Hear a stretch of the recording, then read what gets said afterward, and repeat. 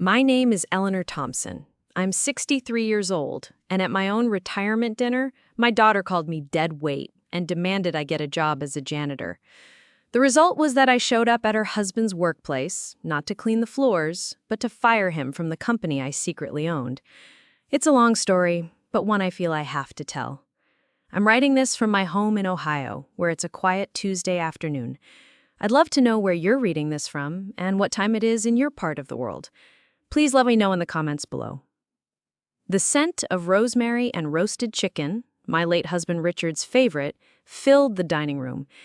It was a scent that had always meant home, celebration, and the quiet comfort of family. For nearly 40 years, that aroma had been the backdrop to our lives, announcing birthdays, holidays, and small, everyday victories. Tonight, I had hoped it would announce one more, my retirement. After 38 years as the head librarian for the county, a job I had cherished with a deep and abiding passion, I was finally closing that chapter. My daughter, Victoria, and her husband, James, sat across from me at the polished oak table. It was the same table Richard and I had bought on our 5th anniversary, its surface scarred with the fight marks of homework sessions, spilled milk, and decades of laughter. I looked at them, my heart swelling with a familiar, tender love that felt almost instinctual, a current running through me since the moment I first held Victoria in my arms. She, however, was a world away, her sharp, fashionable haircut bobbing slightly as she scrolled intently through her phone, a small frown of concentration creasing her brow. James, ever the rising executive, was loosening his tie, already launching into a complaint about a deal that had gone sour at his firm, Blackwell Industries. His voice was loud in the otherwise peaceful room, full of jargon and self-importance. "I made Richard's favorite," I said, my voice cutting gently through his monologue, as I placed the platter with the golden brown chicken on the table. The skin was perfectly crisp, just how he'd liked it. To mark the occasion. Victoria looked up, her eyes blinking as they disengaged from the bright screen. The frown remained, but now it was directed at me. What occasion? I took a steadying breath, the smile I had been practicing all day, feeling a little fragile, a little forced. Well, today was my last day at the library. I packed up my desk this afternoon. I'm officially retired. Silence. It descended upon the room not as a peaceful quiet, but as a heavy, suffocating blanket. It was not the joyful, congratulatory silence I had daydreamed about, the one that would be followed by hugs and exclamations of, "Congratulations, Mom!" Instead, it was a dead, assessing quiet. James stopped fiddling with his tie, his fork hovering over his plate. Victoria's face, which I had expected to light up with shared joy from my newfound freedom, instead tightened into a mask of cold appraisal. "Retired?" she said, and the word, which should have sounded like a release, sounded like an accusation. "What are you going to live on? Your librarian's pension?" The question, so practical and devoid of warmth, caught me completely off guard. "Well, yes, darling, and the savings Richard and I put away. You know we were always careful. We planned for this." James let out a short, sharp, humorless laugh. It was a sound that grated on my nerves. "Careful? Eleanor, with all due respect, this is the real world, not a storybook. A librarian's pension isn't going to cut it in this economy. We can't support a freeloader." Freeloader. The word hung in the air, ugly and sharp. It felt like a physical blow, knocking the air from my lungs. My gaze drifted around the room. At the floral wallpaper I had painstakingly hung myself, at the curtains I had sewn to perfectly match, at the very table they were eating at, all contained within the sturdy brick walls of the house Richard and I had worked our entire lives to pay off. The house they had moved into 2 years ago after Richard's funeral, supposedly to keep me in company, but without ever offering a single dollar for the mortgage, utilities, or property taxes. I wouldn't be a freeloader," I stammered, my voice a thin, reedy thing I barely recognized. "This is my house. I have my own funds. Richard made sure I was provided for. Funds run out, Victoria snapped, her tone sharp and impatient, the one she used when explaining something obvious to someone she considered slow. Mom, you can't just sit around all day reading books and gardening. You're only 63. You need to be productive. You need to get a job. I stared at her, my only child. The baby whose fevers I had cooled with damp cloths, whose tears I had dried after she fell off her bike, whose $27,000 college fund Richard and I had sacrificed vacations and new cars to build. The bride to whom we had gifted $10,000 for her wedding, wanting her to have the perfect fairy tale day she'd always dreamed of. All I saw in her eyes now was a chilling, pragmatic hardness. "What kind of job?" I asked, my throat so tight the words could barely escape. James chimed in, leaning forward with a smug, condescending smile that never reached his eyes. "Well, let's be realistic. You're not exactly qualified for the corporate world. Your skills are dated. But there are always jobs for people like you. Bagging groceries, maybe cleaning offices. Something to keep you busy, keep you from becoming, dead weight." Victoria finished for him, her voice flat and devoid of any emotion. She said it as if it was a simple, inarguable fact, like the sky being blue. "Look, Mom, it's just practical. We have our own careers, our own future to think about. We can't have our financial progress dragged down. The reality is, your time of being provided for is over. Now you're our responsibility, and we need you to pull your own weight." I couldn't eat. The beautiful, celebratory meal I had prepared with such love and anticipation had turned to ash in my mouth. I stood on trembling legs and began to clear the plates. The sound of silverware scraping against porcelain was the only sound in the room. I felt their eyes on my back, not with sympathy or regret, but with cold, unwavering judgment. They were no longer my children at the family table. They were my parole board, and they had just denied my release, sentencing me instead to a new term of hard labor. I was a burden to be managed, a problem to be solved. And as I stood at the sink, my hands shaking in the warm, soapy water, a cold and terrifying thought began to form. This wasn't the beginning of my golden years. This was the beginning of a war. Sleep was a distant country I couldn't reach, its borders closed to me. The steady, rhythmic ticking of the grandfather clock in the hall downstairs, a sound that had soothed me for 40 years, now seemed to be counting down the seconds of my obsolescence. Each tick was a reminder, useless, useless, useless.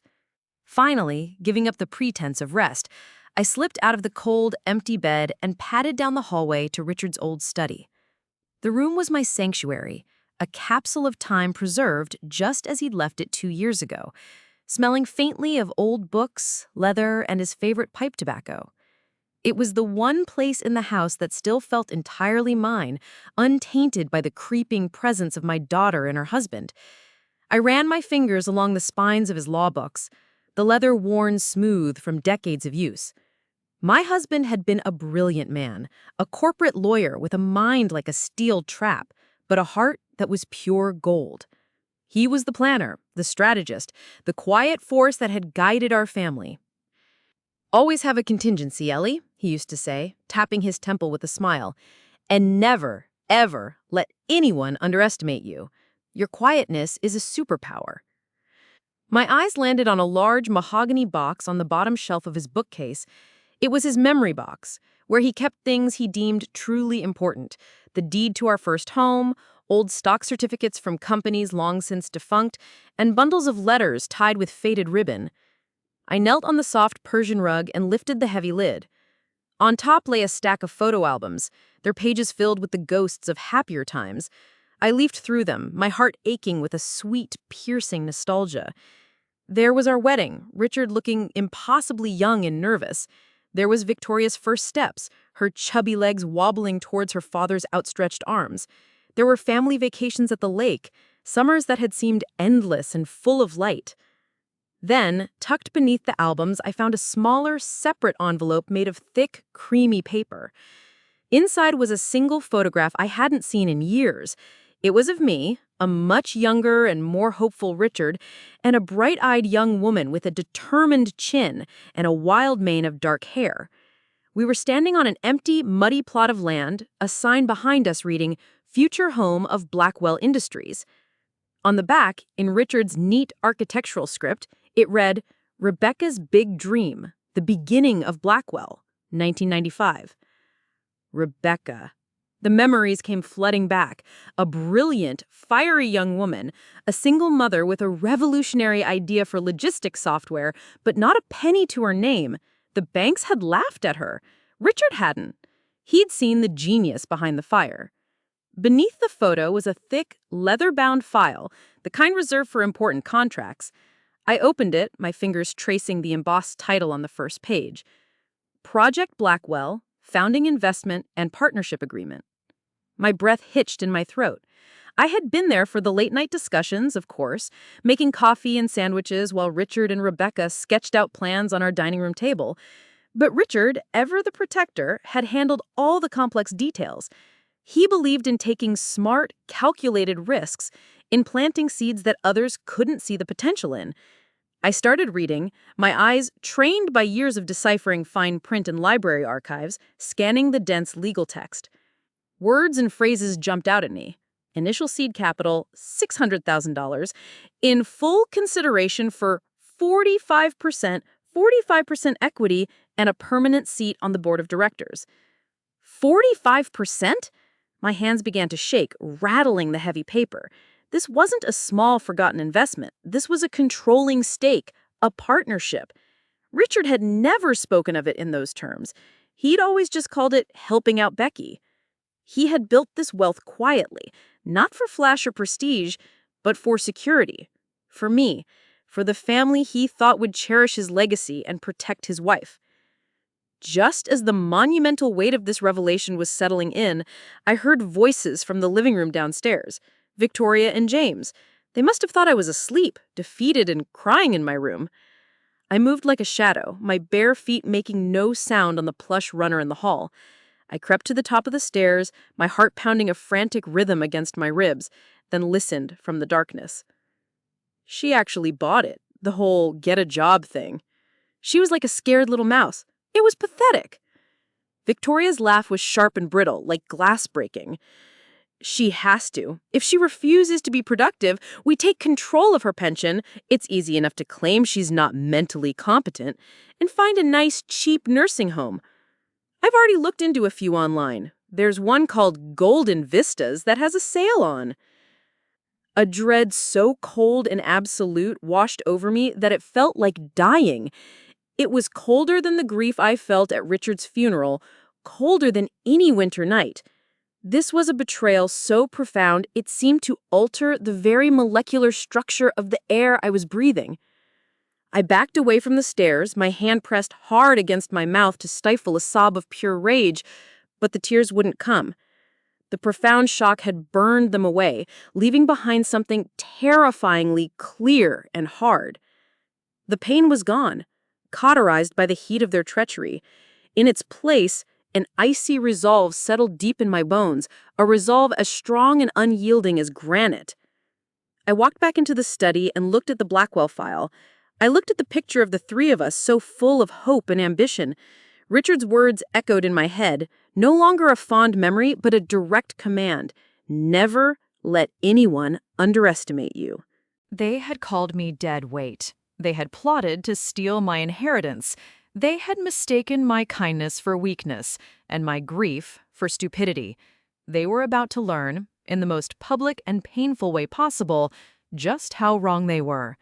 My retirement had indeed begun, but it wouldn't be a quiet one. It would be a reckoning. The next morning, the sun streamed into the kitchen with its usual cheerful indifference, but it brought no warmth to the chill in my soul. I moved with a deliberate, almost robotic calm that felt alien in my own body. I made coffee, the familiar ritual of grinding the beans and waiting for the drip, a strange counterpoint to the storm raging inside me. When Victoria and James finally came downstairs, dressed in their sharp, important work clothes, I was sitting at the kitchen table, a placid smile fixed on my face. They exchanged a look of surprise, clearly expecting to find me red-eyed from a night of crying. My composure unnerved them. "Morning, Mom," Victoria said, her voice a little too bright as she grabbed a protein bar from the counter. "Did you sleep okay?" "I slept wonderfully," I lied, my voice smooth as silk as I took a slow sip of my coffee. "And I've been thinking about what you said last night. You're absolutely right. I can't just sit around. It wouldn't be good for me. I need to be useful." Their faces, which had been tense with wary anticipation, relaxed into expressions of smug satisfaction. It was working. They believed they had broken me, that I had folded as easily as a napkin after a single application of pressure. "That's the spirit," James said, clapping his hands together in a gesture of magnanimous approval. "It's for your own good, you know." "I do know," I said, looking directly at him, my expression one of manufactured helplessness and dawning realization. "So I was hoping you could help me, James. You're so successful, and you work for that big, impressive company, Blackwell Industries. It seems like such a wonderful place. I don't suppose they'd have any openings for someone like me? I'm a very hard worker. I could clean or file papers or anything really. I just want to contribute." James puffed out his chest, the alpha male preening at this blatant display of deference. He was the provider, the problem solver, the one with the connections. "Well, I don't know," he said, feigning thoughtful consideration. "It's a very professional environment, very high-powered. But I suppose I could ask my boss, see if there's a spot on the janitorial staff. I can't make any promises, of course. It's a long shot." "Oh, would you?" I clasped my hands together, my performance worthy of an Oscar. "That would be such a tremendous relief. Thank you, James. Thank you both for being so firm with me. I needed it. You're just looking out for me." They left for work, walking with the confident, self-satisfied stride of victors. The moment the front door clicked shut, my smile vanished. My face felt like a plaster mask that I could finally let crumble. I picked up my phone and dialed a number I knew by heart, a number that connected me to the one person besides Richard I had always trusted implicitly. It rang twice before a familiar, gravelly voice answered, a voice that sounded of old leather and wisdom. "Arthur Vance speaking."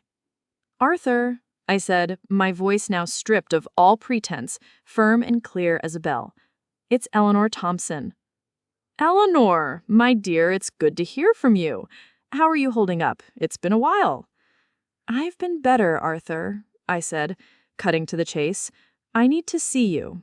Today, if possible. It's about Richard's estate." There was a pregnant pause on the other end of the line.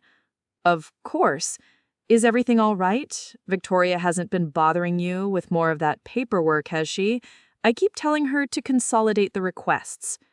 The question was the final confirmation I needed. He was completely in the dark, an unwitting pawn in their scheme. "It's about the paperwork she's been bringing me, Arthur, and everything else. I am invoking my right as primary beneficiary and executor of Richard's will. I want to see every document. I want a full accounting of every trust, every stock, every asset. And I want you to explain to me in detail my full rights and executive power over the Richard Thompson Trust effective immediately." The line went quiet for a long moment. I could almost hear the gears turning in his sharp legal mind. He was likely stunned by my sudden, uncharacteristic demand for control. For 2 years, I had been the passive, grieving widow. Now, I was speaking the language of a CEO. "Eleanor," he said slowly, his voice laced with caution and concern, "are you sure? Richard's instructions in his final letter were very clear. He wanted to ensure you had a peaceful life, free from the very financial burdens and corporate battles he fought every day." "My peace has been shattered, Arthur," I said, my voice low and intense, each word carefully weighted. "I am not free from burdens. I am the burden, or so I'm told. It's time for me to stop being peaceful and start being informed. Can you see me at 2 o'clock?" There was a new note in his voice when he replied, a tone of deep respect and burning intrigue. The lawyer in him was awake now. He smelled a case. 2 o'clock it is, Eleanor. My office. And Eleanor, bring any documents you have. I hung up the phone, a grim sense of purpose humming through my veins. The first piece of a very complex chess game was in motion. Victoria and James thought they were setting me up for a life of mopping floors and quiet desperation. They had no idea I was setting the stage for a corporate coup d'etat, and they had just arrogantly handed me the key to the front door. A few days later, James came home from work with the air of a Roman emperor who had just bestowed a great honor on a lowly subject. He found me in the garden, on my knees in the dirt, carefully tending to my prize-winning roses. It was my therapy, the one place where I could bring order and beauty out of chaos. "Good news," he announced, his shadow falling over me. He didn't offer to help, just stood there expecting me to drop everything and pay homage to his greatness. I looked up, shielding my eyes from the late afternoon sun, and offered him a perfectly crafted, grateful smile. "You did?" "Yes, but it wasn't easy," he said, launching into a grand, embellished story. He made it sound like he'd had to navigate a labyrinth of corporate bureaucracy, convincing his department head and then a skeptical HR manager that hiring his own mother-in-law was a massive conflict of interest. He was the hero of his own story. "They have an opening, but it's not at the main Blackwell building." My heart gave a little jolt of alarm, a brief flicker of fear that my plan might derail before it even began. But I kept my face placid, my expression unchanged. No, it's at a food processing plant on the other side of town. It's a partner facility, technically under the Blackwell umbrella. Long hours, pretty grimy work from what I hear. Lots of disinfectant smells. But beggars can't be choosers, right? He smiled, a tight, superior little smile that showed he clearly expected me to be overjoyed at this scrap he'd thrown me. "The salary is minimum wage, of course, but it's a start. Gets you out of the house." This was the first test of my new resolve, my first strategic move in this Cold War.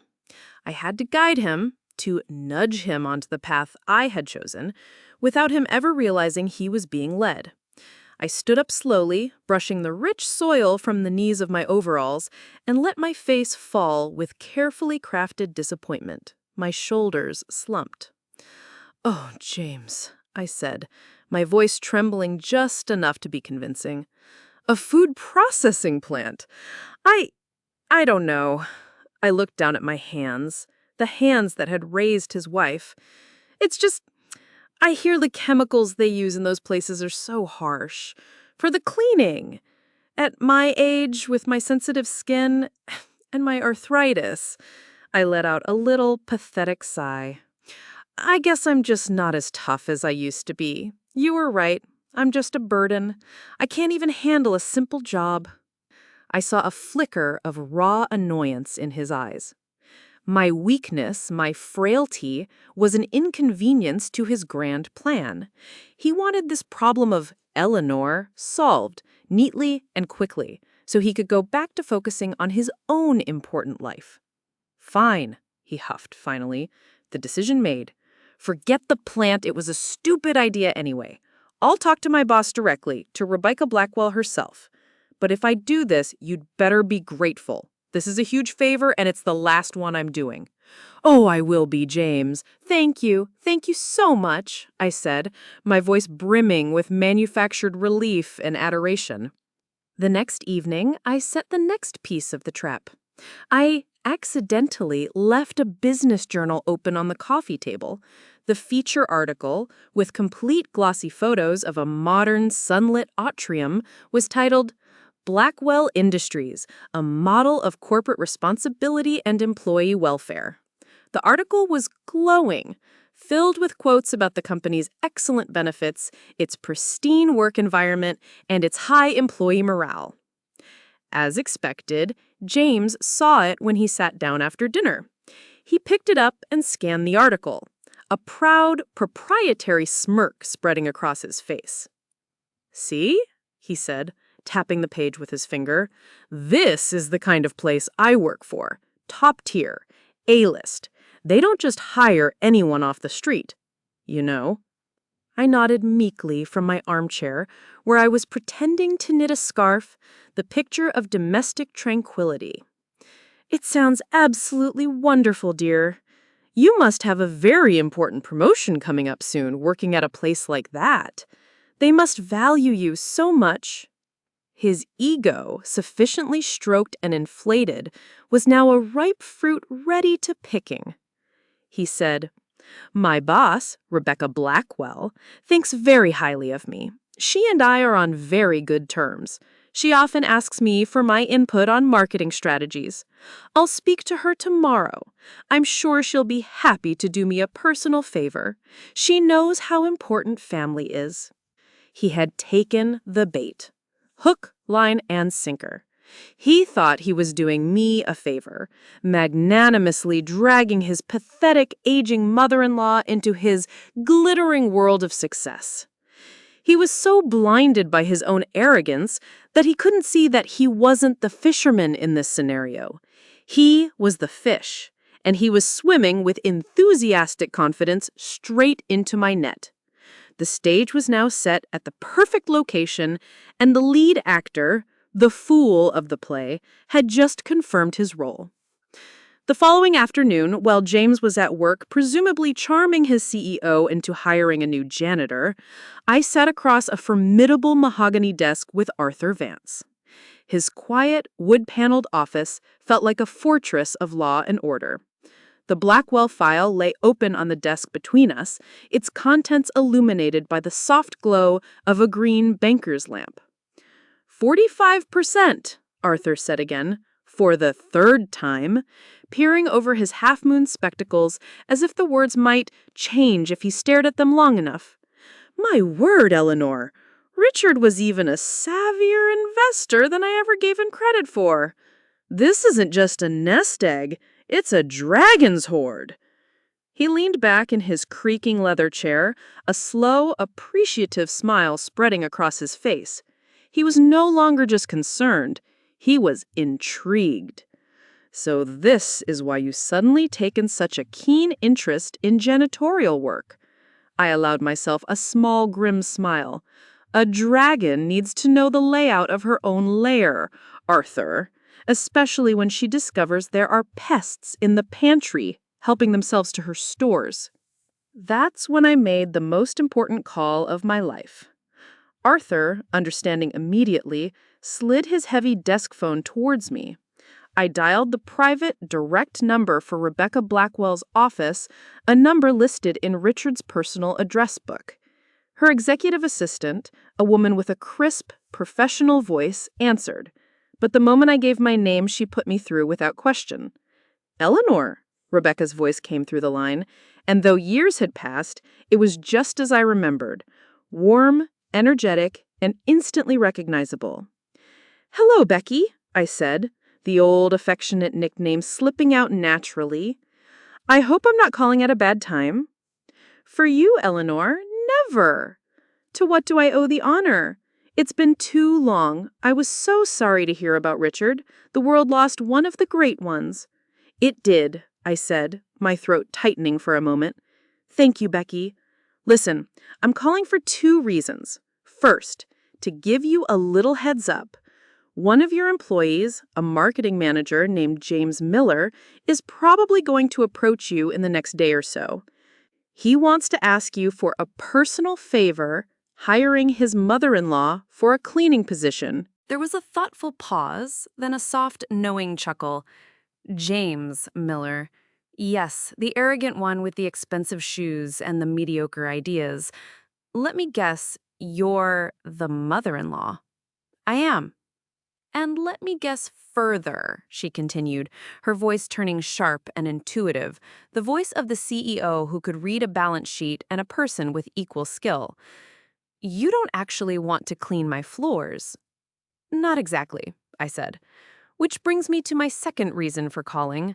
I'm sitting here in Arthur Vance's office, and we've just been reviewing a rather thick file called Project Blackwell. The silence on the other end of the line was profound. It stretched for a full 10 seconds. When she finally spoke, all traces of humor were gone, replaced by a deep, resonant seriousness that commanded attention. "Richard," she whispered, the name a reverent exhalation. "I see." "I need your help, Becky," I said simply. There was no need for a long explanation. She understood the implications immediately. "You don't need to ask," she replied instantly, her voice fierce with loyalty that time had not dimmed. "That man, your husband, he didn't just give me money, Eleanor. He and you gave me a chance when no one else in this city would. I was a broke, divorced, single mother with a crazy idea, and you treated me like family. You used to watch my son, Michael, in your living room so I could work on the code in your basement. You packed me lunches because you knew I'd forget to eat. You gave me dignity when I had none. Anything you need, consider it done. What's the plan?" We spent the next hour on the phone, laying it out in meticulous detail. The feigned interview, the setup in the boardroom, the precise timing of every entrance and exit. Rebecca was not just a willing co-conspirator, she was a brilliant strategist, adding layers to the plan I hadn't even considered. She would ensure the right people, the head of HR, the company's general counsel, were present in the boardroom to act as official witnesses.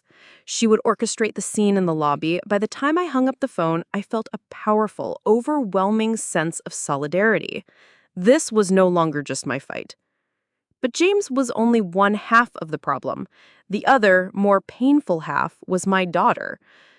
"Now," I said, turning back to Arthur, my voice hardening, "about Victoria. Last night I overheard her. She's been having me sign papers for years, telling you that I'm overwhelmed and that she's handling my affairs." Arthur's kindly expression darkened into a thunderous scowl. He swiveled in his chair and pulled a thick accordion-style folder from his massive filing cabinet. The tab read, "Thompson v. She told me you were still deep in your grief after Richard's passing and that she, as a dutiful daughter, would be handling your minor financial affairs to ease your burden. I send the documents to her. She has you sign them, and she sends them back. On the surface, with your signature, it's all perfectly legal. Let's look beneath the surface, Arthur. Let's look for the sharks." For the next 2 hours, we did just that. It was a painstaking process of cross-referencing withdrawal slips with bank statements, of matching dates and amounts. We focused on a smaller educational trust Richard had set up for any future grandchildren, a fund that was supposed to be untouched, a legacy for the next generation. But the statements told a different, ugly story. Regular withdrawals ranging from a few hundred to a few $1,000s over the past 18 months.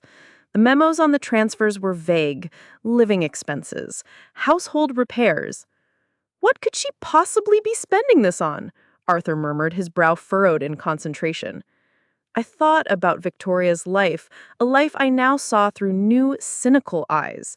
The designer handbags she claimed were last season's bargains from an outlet mall. The lavish weekend trips to Napa Valley she passed off as mandatory work conferences. The expensive salon treatments and spa days. She was living a life far beyond her and James's combined salary. "She's not just planning to take my pension, Arthur," I said, a cold, sickening certainty washing over me. "She's been actively embezzling from me for almost 2 years, from her own family, from a trust fund set up for her own future children."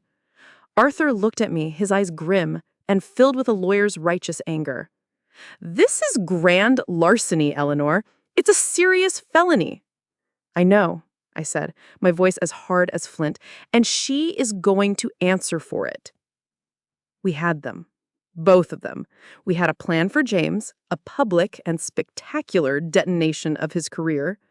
And now we had a parallel plan for Victoria, a quiet, precise, legal strike that would dismantle her entire life of deceit. They thought they were a team, a clever pair of predators plotting against a frail old woman. They didn't know that their own greed had isolated them, making them two separate, vulnerable targets in a coordinated attack they would never, ever see coming. The following Monday was slated to be my first day as a janitor at Blackwell Industries. The night before, James had sat me down in the living room for what was clearly a prepared speech. He adopted a tone of magnanimous authority, a boss addressing a new, slightly dumb-witted employee. "Now, Eleanor," he had said, leaning forward with his elbows on his knees, "I want to be very clear about my expectations. Punctuality is key. Your shift starts at 8 a.m. That means you are there, checked in and ready to work at 8 a.m., not strolling in at 8:05. You will need to have a good attitude. Smile. Be pleasant. You represent me now in a way. So please, don't embarrass me." "I wouldn't dream of it, James," I'd replied, my face a perfect mask of humble sincerity. That morning, I woke up at my usual time, just as the sun was beginning to cast a rosy glow on the horizon. I did not put on the drab, sensible clothes James had suggested I wear. I did not pack a sad little lunch in a paper bag. Instead, I put on my favorite comfortable gardening overalls, went downstairs, and made myself a pot of strong English breakfast tea and 2 slices of toast with marmalade. I took my breakfast out to the patio.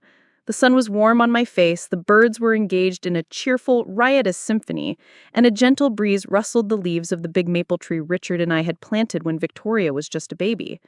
It was a perfectly peaceful, beautiful morning. I spent the next few hours happily at war with the weeds that had dared to invade my rose bushes. Then I settled into my favorite wicker chair with a new historical novel I'd been saving. I did not go to work. I did not even think about work. Meanwhile, across town at the gleaming 40-story Blackwell Tower, James Miller was having a very different and far less peaceful kind of morning. As Rebecca later recounted to me with no small amount of glee, James spent the first hour of his day preening. He made a point of telling several colleagues in the break room and then his entire team during their morning huddle that he had done a, quote, good deed by getting his, quote, poor old mother-in-law a job to keep her occupied. He painted himself as a saint, a long-suffering, dutiful son-in-law burdened with a helpless elder. "It's important to give back," he'd said sagely to a younger colleague. "Family is everything, even when it's challenging." But as 9 a.m. came and went, his smugness began to curdle into a visible, twitchy anxiety. He kept glancing towards the service elevators, then at his watch. He made a few discreet calls to the head of maintenance, a gruff but fair man named Bill, who reported that the new cleaner, Eleanor Thompson, hadn't checked in. Around 10:30 a.m., Rebecca, a master of corporate theater, made her move. She decided to do a casual walkthrough of the marketing department, a rare event that immediately put everyone on high alert. She smiled, offered a few words of encouragement here and there, and then stopped directly at James's cubicle. "Morning, James," she said, her voice warm but carrying, designed to be heard by the entire section. "How are things going on the new campaign?" "Great, Miss Blackwell, just great," he said, jumping to his feet so fast he nearly knocked over his coffee. "Good, good." She smiled that brilliant $1,000,000 CEO smile. "I was also just checking in on a personal matter. I wanted to make sure your mother-in-law settled in okay this morning. I personally told the maintenance supervisor, Bill, to give her the grand tour and make sure she had everything she needed. He's been waiting for her." A deer-in-the-headlights look flashed across James's face. It was a look of pure, unadulterated panic. Every head in the surrounding cubicles, which had been pretending to be focused on their computer screens, popped up like prairie dogs. Oh, yes, she must be running a little late. The traffic this morning was just awful, you know?" At 10:30, Rebecca raised a perfectly sculpted eyebrow. "That must have been some traffic jam." She let the silence hang for a beat too long. "Well, I hope everything is all right. Bill is a very busy man. It's not a good look to be unprofessional on your very first day." She gave him a look that was a masterful blend of sympathy and disappointment, a look that, in the cutthroat language of the corporate world, was utterly devastating. Then she turned and walked away, leaving a crater of humiliation in her wake. The moment she was gone, the whispering started. A junior analyst 2 cubicles down coughed to hide a laugh. James's face went from pale to a deep, blotchy red. He had been publicly called out and made to look like a fool. He had vouched for me, and I had left him holding the bag.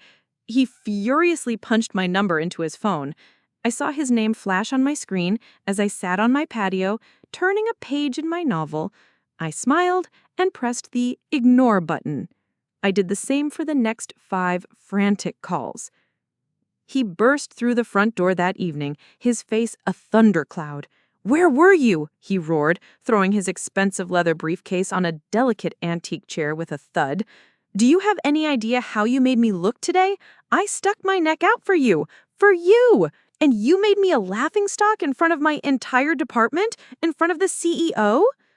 I looked up from my book, my expression one of wide-eyed, dawning horror. "Oh, dear heavens, was that today? My goodness, with all this retirement business, my days are all mixed up. I completely forgot. I am so sorry, James. My memory just isn't what it used to be." I put a hand to my forehead in a gesture of frailty. "I just got so caught up in my gardening. It won't happen again, I promise you." He stared at me, his jaw working, speechless with a rage that had no outlet. How could he yell at a forgetful, apologetic old woman? It would make him look like a bully. "Tomorrow," he seethed, pointing a trembling finger at me, 8 o'clock sharp. "I am driving you myself, and you better be standing by this door at 7:45. Is that understood?" "Of course, dear," I said meekly, my voice soft and contrite. "Whatever you say." He stormed off up the stairs to vent to Victoria. He thought he was taking control, correcting my incompetence. In reality, he was ensuring the final act of his professional demise would have a captive audience of one, himself. The first phase of the plan was complete. I hadn't just embarrassed him, I had established a pattern of unreliable and forgetful behavior that would make the events of the following day all the more shocking and unbelievable to him. The world doesn't just stop after a dramatic explosion. The dust has to settle, and you have to walk through the rubble to see what's left standing. For Victoria and James, there was nothing left but scorched earth. 2 weeks later, they were gone from my house. The silence they left behind was the most beautiful sound I had ever heard. They were crammed into a small, dingy one-bedroom apartment on the worst side of town, the kind with peeling paint, a permanent smell of dampness and despair, and neighbors who yelled at all hours of the night. Arthur Vance, acting on my instructions, had been mercilessly efficient. He had filed a comprehensive civil suit against them for the mismanagement and embezzlement of the trust funds, and the judge, upon seeing the clear evidence of elder financial abuse, had immediately granted his request to freeze all their assets. The proceeds from the sale of their own small condo, which they'd been renting out, were immediately swallowed by the retainer for a cut-rate criminal defense lawyer. Victoria was facing multiple felony charges from her former firm, who were determined to make an example of her. I didn't see them, but Sarah, my dear friend and confidant, heard about their new situation through the intricate grapevine of neighborhood gossip. She relayed the details to me over tea and scones one afternoon, her eyes wide. "They're at each other's throats constantly, Eleanor," she said, leaning forward conspiratorially. "My cousin's daughter lives in the same building. She says you can hear them shouting through the walls. He calls her a greedy fool for getting caught and ruining their lives. She calls him an arrogant idiot for getting fired and not having a backup plan. The fairy tale is officially and very loudly over." I pictured it clearly, a grim tableau in my mind. James, stripped of his fancy suits, his important job title, and his inflated sense of self, was now just a bitter, unemployed man. His pride, the very core of his identity, had been shattered into a million pieces. He would be unemployable in any serious corporate role. The story of his spectacular, humiliating downfall at Blackwell had become a cautionary tale that spread like wildfire through the city's business community. He was toxic, a walking punchline. And Victoria, my daughter. The wound was deeper there, a place of profound and complex sorrow. She had lost even more than James. Her carefully curated image of success and sophistication, an image she had cultivated since high school, had been ripped away, revealing the ugly, desperate truth beneath. She was facing the public shame of a criminal investigation, her name and mugshot likely to be splashed across the local news. Her friends, the ones she used to impress with lavish luncheons and trips she couldn't afford, had deserted her as if she were contagious. She had built her entire life on a foundation of lies and entitlement, and now it had all collapsed in on her. One evening, about a month after the boardroom confrontation, my phone rang. It was an unknown number. I hesitated, then answered cautiously. "Mom?" It was Victoria. Her voice was unrecognizable. It was thin, reedy, stripped of all its usual sharp confidence. It was the voice of a little girl who had fallen and scraped her knee, a voice I hadn't heard in 20 years. We got the legal papers," she said, her voice trembling on the verge of a sob. "The final ones. From Mr. Vance. Mom, you can't do this to us. Please. We'll have nothing. We'll be ruined. We'll have to declare bankruptcy." I listened, my heart a hard, still stone in my chest. There was no flicker of pity, no maternal urge to soothe her. I thought of the woman who coolly called me dead weight, the daughter who researched nursing homes for me while living in my house. "You are already ruined, Victoria," I said, my voice calm and even, a stranger's voice. "You did that to yourselves, brick by brick, lie by lie. This is not a punishment I am inflicting. It is a consequence you have earned. Every action has one." "But you're my mother," she cried, the desperation finally turning into a full-throated wail. "You're supposed to love me. You're supposed to forgive me. That's what mothers do." "Love is not a blank check for cruelty, Victoria," I replied, the words coming from a place of deep, hard-won certainty, a truth I had paid for with my own tears. It is not a shield you can use to deflect the damage you cause. And forgiveness has to be earned. It is not a key you can demand to escape the room you've locked yourself in. You and James need to face what you have done. That is the only way you will ever change. Goodbye. I hung up the phone before she could reply, my hands steady. I did not feel anger or satisfaction. I felt a great, hollowing sadness. A sadness for the daughter I had lost, not to death, but to a sickness of the character. But alongside the sorrow, I also felt a sliver of something else, something clean and bright, freedom. The heavy chains of guilt and unreciprocated obligation, the ones she had used to bind me for so long, had finally been shattered. Their downfall wasn't my victory. It was simply the inevitable mathematical result of their own choices. My victory was my own peace, and I was finally, blessedly, claiming it. 6 months later, the world looked, felt, and even smelled different. The oppressive gray clouds of grief and betrayal that had hung over my life for 2 long years had finally parted, revealing a sky that was clear and startlingly blue. The air in my own home no longer felt heavy with tension. It felt light, filled with possibility. I was sitting not in my own garden, but on the expansive wooden deck of a beautiful lake house. It was Rebecca's house, a stunning piece of modern architecture with glass walls that seemed to bring the shimmering, sun-dappled water right into the living room. We were sipping iced tea, watching her son, the little boy I used to babysit, now a grown man with a kind face and Richard's thoughtful eyes, teaching his own young daughter how to skip stones across the water's surface. "She has your husband's patience," she said, smiling at me over the rim of her glass. Richard could sit for hours teaching a child something new. He never got frustrated. "He loved it," I said, a gentle, painless nostalgia washing over me. The memory no longer brought a stab of grief, just a quiet, sweet warmth. "He always said potential was the most valuable thing in the world, and that it was our job to help it grow, whether it was in a person or a business.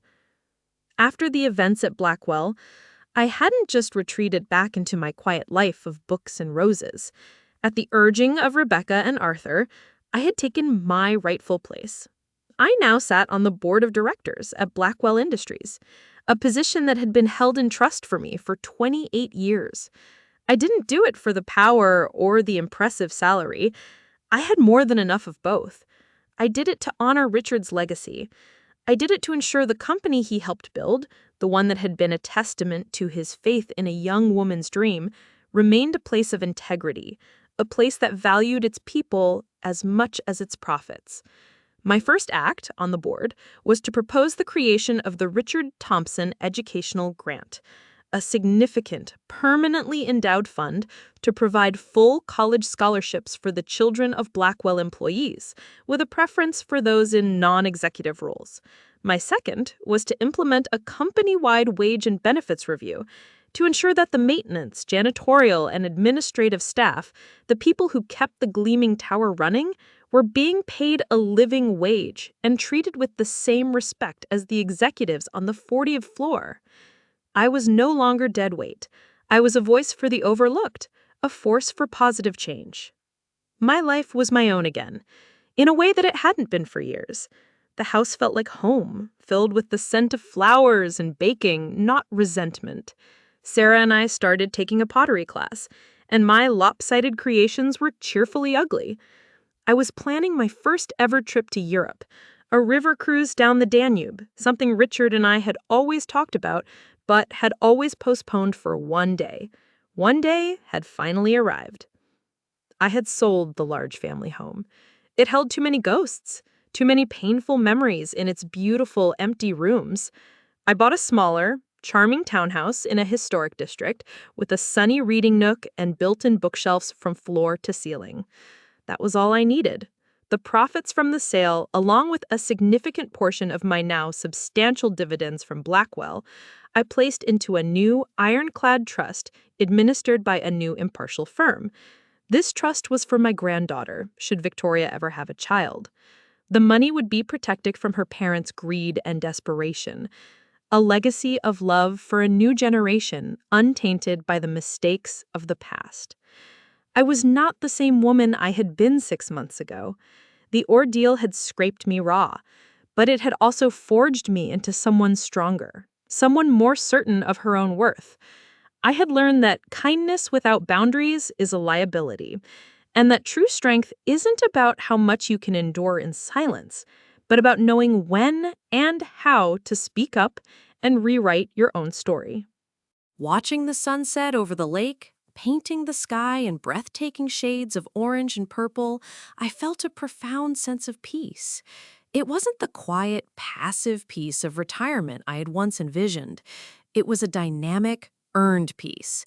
The peace of a dragon resting in her lair after a righteous battle, content and in full command of her world. As I sit here now, in the quiet of my new home, writing this story, I realize the biggest lesson I've learned isn't about money or business or even revenge. It's about value. For my entire adult life, I had poured my value into my family. I measured my worth by how good a wife and mother I was, how much I sacrificed, how smoothly I ran our home, how much I gave of myself. And when the people I gave it all to turned around and threw it back in my face, labeling it worthless, I felt worthless. I realize now that my value isn't something other people can bestow upon me or take away. It's inherent. It's mine. It was there in the 38 years of dedicated public service at the library, connecting people with knowledge. It was there in the deep and abiding love and partnership I shared with my husband. It was there in the shrewd financial decisions Richard and I made together, planting seeds for a future we believed in. It was there in my ability to raise a daughter, even if she ultimately chose to forget the lessons of integrity and kindness I tried to teach her. My value was there all along, buried under years of quiet service and a habit of putting myself last. The cruelty of my daughter and son-in-law was, in a strange and terrible way, a gift. It was the violent catalyst that forced me to dig up that buried treasure, to dust it off and see it for the solid gold it was. They thought they were pushing me into a grave of obscurity and irrelevance, but they actually pushed me onto a stage, under a spotlight I never would have sought for myself. Love, I've learned, should not require you to shrink. It should not demand that you erase yourself to make someone else feel bigger. True love, the love of a good partner, a true friend, a loving child, makes you feel seen, valued, and cherished for exactly who you are. And the most important love of all, the love for oneself, demands that you refuse to be invisible, especially to yourself. Forgiveness, too, has its limits, and that limit is your own self-respect. Sometimes the most loving thing you can do for yourself and even for others is to hold them accountable for their actions. It is a hard lesson, a painful one, but it is a vital one. In the end, I didn't win a victory over them. I won a victory over my own silence. I reclaimed my voice, my power, and my peace. Thank you for letting me share my story with you. It's not an easy one to tell, but I believe in the power of sharing our experiences. It reminds us that we're not alone in our struggles. Has my story resonated with you in any way? Have you ever felt that your sacrifices were taken for granted, or that your worth was overlooked by those you loved most? How did you find the strength to reclaim your own value? I would be honored to read your thoughts and stories in the comments below. Every voice deserves to be heard.